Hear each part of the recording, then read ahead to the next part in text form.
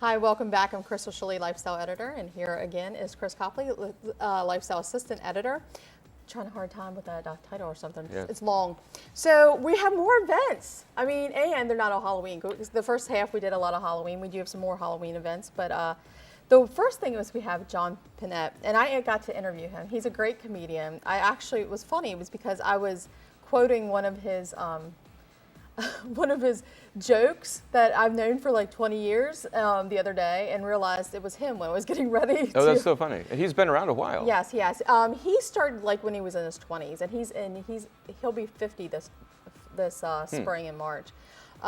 He was a great guy to talk to, and he's pretty funny. He said he likes to look around in his surroundings for his comedy. He's going to be performing here at the Maryland Theater. He opened for Sinatra when he was younger. Really?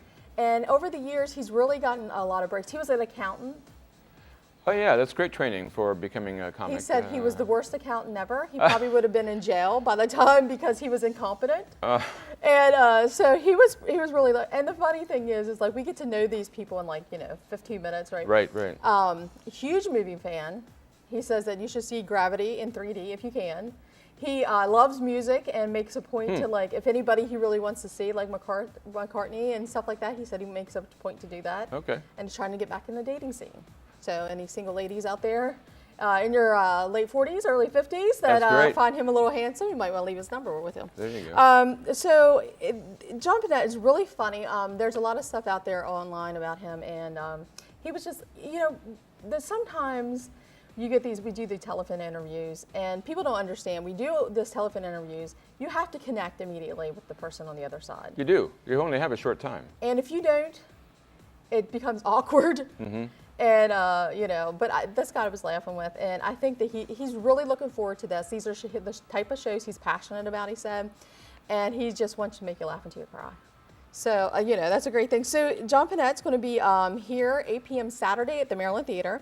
That's downtown in Hagerstown. Tickets cost $36.75. There's a phone number, and check out the website. So from watching someone to being a part of something, kind of. I mean, they're Dancing with the Arc Stars plays on a great TV show, hugely popular. Right. When it first started, I really was a huge Dancing with the Stars thing. And they did this last year for the first time, Dancing with the Arc Stars. I actually had the pleasure of attending last year's event.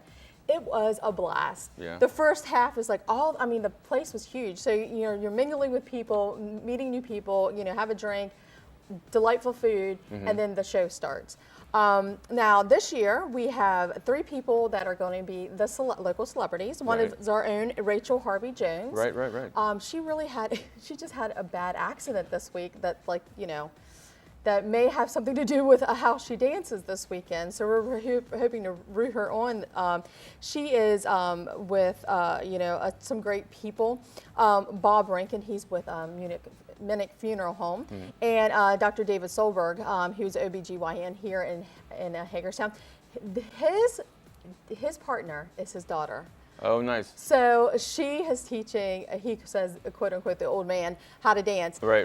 So, it's going to be a great thing. They're going to have a bunch of celebrity judges too. Lou Scally, who was there last year, Bernadette Wagner, as we know from Volunteer, Washington County.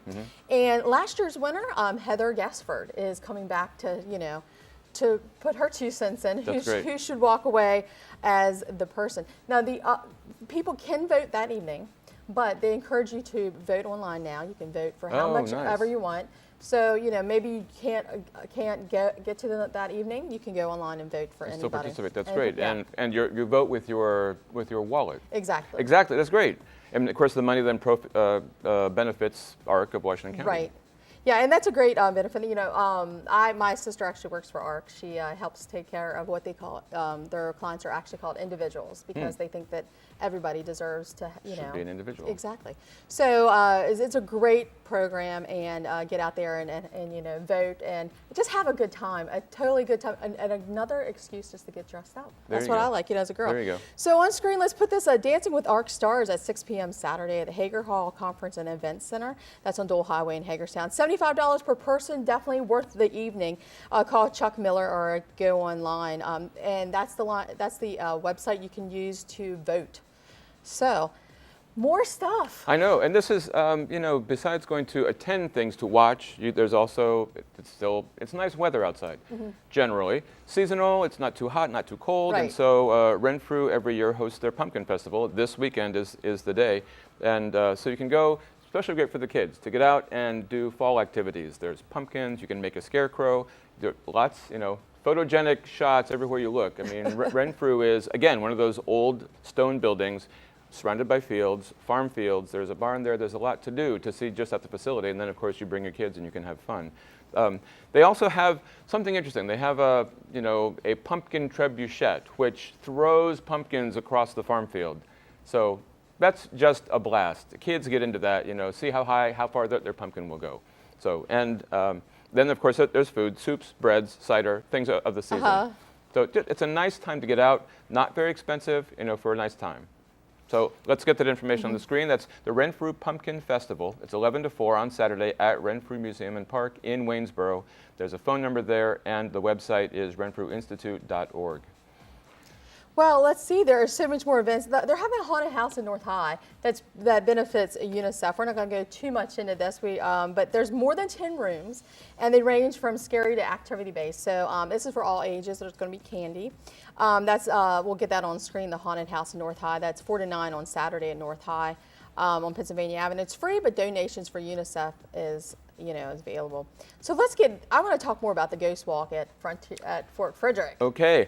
The Fort Frederick is, it's an old style fort, old brick of stone fort, and it's already nearly 200 years, more than 200 years old. It was built in the 1750s. So they'll have tableaus, that is, reenactors dressed in their military uniforms in some kind of a tableau, like Confederate soldiers around a fire or Union soldiers around a piece of artillery, something like that. And it's a walk to just go through and see these folks. It's not frightening, like people jump out and scare you. It's more sort of history-flavored ghost walk. So let's get that information up on the screen.